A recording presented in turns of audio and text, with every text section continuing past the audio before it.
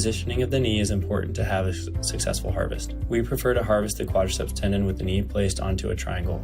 It's also important to ensure that the leg is in neutral rotation and the patella is parallel to the floor. Once the leg is appropriately positioned, we then turn our attention towards marking the knee. A horizontal or vertical incision can be used at the superior pole of the patella.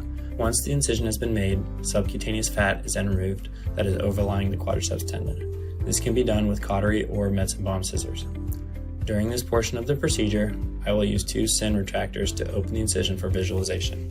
After the subcutaneous fat has been removed, I then replace the superior skin retractor with an Army Navy and use a Cobb elevator to release any soft tissue adhesions to the quadriceps tendon. Once this is complete, I then will use a marking pen on the quadriceps tendon to ensure the appropriate trajectory of the harvest. I then will use a marking pen to color the end of the Graft Pro harvesting system and use the end of the harvester as a stamp to mark out the diameter of tissue to harvest on the superior pole of the patella. Once this has been complete, I will then use a 15 blade to start my incision in a longitudinal fashion on either side of the mark in order to set my trajectory of the harvest. Once this has been completed, I then will make a transverse incision distally on the patella. I then will use my knife in a back blade fashion and release all of the soft tissues off the superior pole of the patella. I will continue to release the quadriceps tendon off the patella until I see a fat stripe. This will tell me that I am just superficial to the underlying capsule of the knee joint. 1 to 2 centimeters of quad tendon is released for later tagging with a tagging stitch.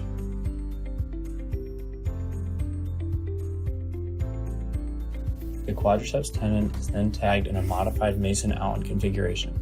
Suturing tube proximal on the quadriceps tendon can interfere with the harvest, and sometimes the harvester can accidentally cut the stitch. The stitch is then loaded into the harvester, and we will use a fiber stick that is passed through the harvester to load the harvesting stitches into the Graft Pro. At this point, it is important to ensure that the table is the appropriate height in order to not truncate the graft. When harvesting the quad tendon, you want your arm to be in line with the femur so as not to deviate and truncate the graft.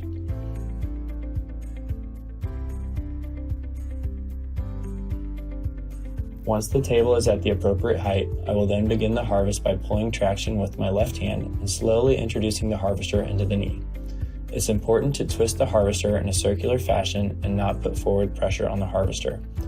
Allowing the harvester to create your graft can help to prevent truncating the graft.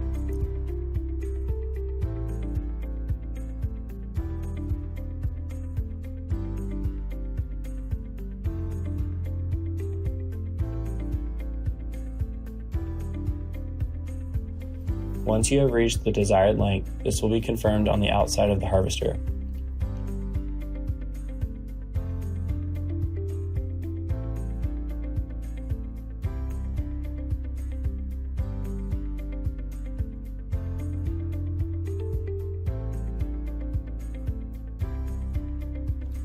I then remove the harvester and pull the tag stitches through the window at the end of the harvester. At this point, I will advance the Graft Pro down to the appropriate depth desired for my harvest.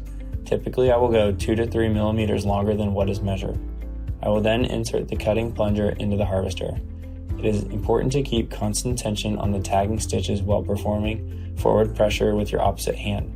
I will also ensure that my assistant places his hand around the harvest site to protect the graft from falling.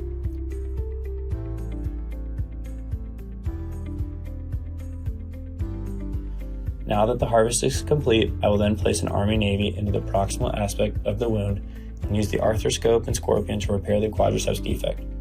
With my first stitch, I will place an O-vicryl into the most proximal aspect of the defect to try and repair any residual rectus femoris tendon that was harvested. I will then place multiple side-to-side stitches to repair the tendon and subsequently close the defect.